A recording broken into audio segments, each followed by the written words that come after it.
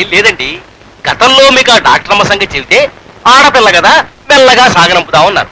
తర్వాత తమరు ఆ విషయాన్ని పట్టించుకోలేదు. ఇప్పుడు అది పాతేసిన మైలు రైలా ఉండిపోయింది. దాని పరపతి పెరిగిపోతోంది. దాని పరపతి పెరిగి నీ పరపతి తరిగిపోతుందన్న ఏడిపే తప్ప ఆ రాజన్న గారి చేతుల్లో నా పరువు మర్యాద మంట కలిసిపోతున్నాయన్న ఆలోచన నీకు లేదు. ఉందండి, ఆలోచన ఉంది.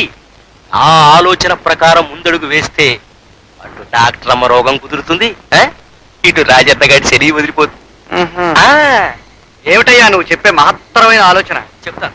మన ఊళ్ళో ఆడపిల్లని ఎవరైనా పాడు చేస్తే చచ్చినట్టు వాడే పెళ్లి చేసుకు తీరాలి అనే ఆచారం ఉంది కదా. ఇప్పుడు మీరు ఆ డాక్టర్ అమ్మని పాడు చేశారు అనుకోండి, అనుకోండి తప్పనిసరిగా మీరు పెళ్లి చేసుకోవాలి. అవునా? అవుననుకో. అయితే నేను చెప్పేది వినండి. పెళ్ళయ్యాక ఆ పిల్ల వైద్యం మానేసి ఇంట్లోనే పడుంటుంది కనుక నాకు పోటీ ఉండదు. ఇక ఇప్పటిదాకా దాన్ని ప్రేమించేస్తూ గంతులేస్తున్న రాజన్న గాడు మతిపోయి పిచ్చాడవుతాడు కనుక మీకు వాడి కూడా ఉండదు. ఏమంటారు? బాగానే ఉంటుందయ్యా.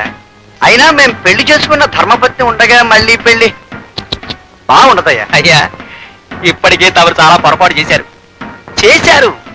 తమరి తాతగారికి 6 భార్యలు, తమరి తండ్రి గారికి 4. ఇక మీకు ఆ గౌరవం దక్కలేదని నాకు బాధగా ఉందండి. కానీ ధర్మపత్ని ఉండగా అయ్యా, మీకు ధర్మపత్ని ఒకరైనా మరో అధర్మపత్ని ఉండొచ్చు కదా. అలాగే అనుకో. కానీ ఆ పిల్లని ఎలా తీసుకురావాలా అని మేము అడుగుతున్నాం. అయ్యా, తమరు అడుగుతున్న విషయాన్ని నాకు వదిలేయమని నేను సెలవిస్తున్నాను. ముందు 500 దగ్గరించండి. పని పూర్తయ్యాక మరో 1000 రూపాయలు ఇస్తాను. మీరు ఎలాగైనా సరే ఆ డాక్టర్ మన పోలీసులో మూట కట్టి బియ్యం మిలిగి తెచ్చేయాలి. మేము మీ ఊరోళ్ళం కాదు కదండి. ఆ డాక్టర్ ఎలా ఉంటుందో తెలీదే. ఆసుపత్రికి వెళ్ళి చూస్తే చెవిలో సెటస్కోప్ అనే మెషిన్ పెట్టుకుని తెల్లటి కోటేసి ఉంటుంది. ఆమె తెచ్చేయండి, సరిపోతుంది. అలాగే బాబు. జాగ్రత్త రోయ్, ఈ విషయం పురుకు కూడా తెలియకూడదు. అలాగనే. పాపా, ఊపిరి గట్టిగా పీల్చొద్దు. వెనక్కి తిరుగు. మళ్ళీ గట్టిగా పీల్చొద్దు. డాక్టర్ అమ్మా, చెవిలో పెట్టుకున్న పావులెట్ మిషన్ పేరు ఏటమ్మా?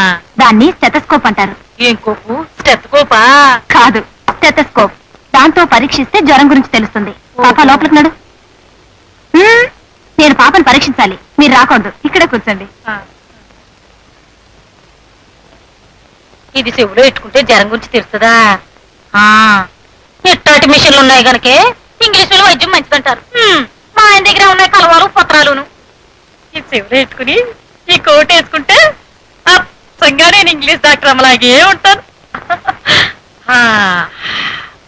ఇప్పుడు అచ్చంగా నేను ఇంగ్లీష్ డాక్టర్ అమ్మనే. ఎవర్రా మీరు? అదేమిట్రా చూస్తారు? ఒరే, చేతిలో గోన్ సచ్చేట్రా, మాట్లాడరేట్రా. మొత్తానికి జాంపండును మూట కట్టి తీసుకొచ్చావు అన్నమాట మా కోసం. మేమేమని సెలవిచ్చాం? మూట కట్టి తీసుకొచ్చారని సెలవిచ్చారండి. కానీ అయ్యా, ఇది మామూలు మూట కాదండి, ముత్తుల మూట. ఇక మీరు ఈ జాంపండును కొరికేసే కార్యక్రమం మొదలెట్టచ్చు. మొదలెట్టండి అయ్యా. ఆయన మొదలెడతారు కానీ ఇక్కడ కూడా నువ్వు ఎందుకురా? ఆ గొడుగుతో నేను ఆయన చుట్టూ తిప్పుకోవడం చూస్తే ఆయనకి మతిపోయిందేమో అనిపిస్తుంది నాకు. ఇంతకీ ఎవరికి తెలియకుండా దింపించావా మూటని? అయ్యా, పంపింది పరాయి ఊరు రౌడీల్ని. 3వ కంటికి తెలియకుండా ముచ్చటగా మూట కట్టి తీసుకొచ్చారు. ఇక మా మాధవ్ గాడు ఊళ్ళో జనాన్ని పోగేసుకుని ఇక్కడికే తెచ్చేస్తున్నాడు. అయ్యా, ఇక మీరు ఈ మూట విప్పించాలి, రాకపోతే చూడండి. మాటలు సాధించి మూట విప్పోయా ముందు అయ్యా, మేమేమని సెలవిచ్చాం? ప్రభువులు చాలా తొందరలో ఉన్నారన్నట్టుగా సెలవిచ్చారు.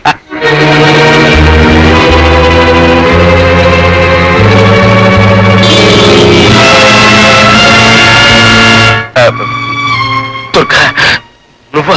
అవును, నేను. నువ్వు కట్టుకున్న భార్య నన్ను పట్టి తీసుకొచ్చి పరాయి తప్పించాలనుకున్నావు.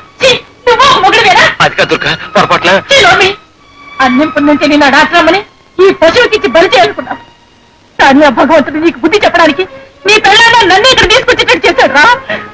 పాడు చేయమను, పాడు చేయమను. లోపల ఏ మగాడు ఏ నాడు చేయని విధంగా నీ పిల్లల్ని పాడు చేయమను.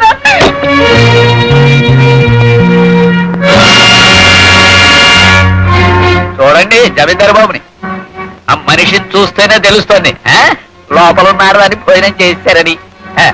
ఆడదాన్ని చూద్దరు గాని రండి రండి రండి.